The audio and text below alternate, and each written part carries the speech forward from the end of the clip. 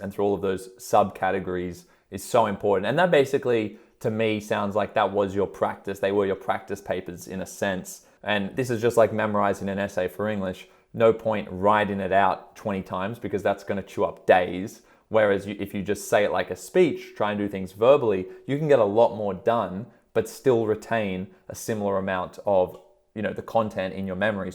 Yeah, I think especially, like, I don't want to come off the wrong way, but I would say that business studies is not necessarily a difficult subject in terms of like understanding the concepts. It's the reason it was one of the more difficult subjects that I did was because it was just a lot to remember, honestly. Like it's not really that dynamic in terms of answering. Like there will be questions that will throw you. There will be links that they're trying to make in the questions where, you will be a bit confused, but with a little bit of thought for a couple of minutes, you'll always kind of be able to figure it out if you're across the content and the syllabus.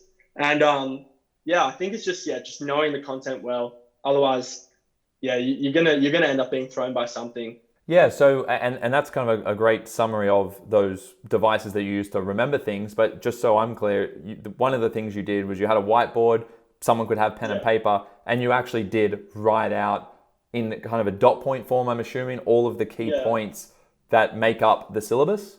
And then you also used mnemonics, trigger words, terms to help you remember things, so that if you remembered that word, you then remembered the rest of the content. It was just like that. Like before I would even start studying a topic, I would just make sure, the syllabus back to front. Like if I have nothing in front of me, I can tell you exactly what role for that topic was, what influences were, processes, and then strats.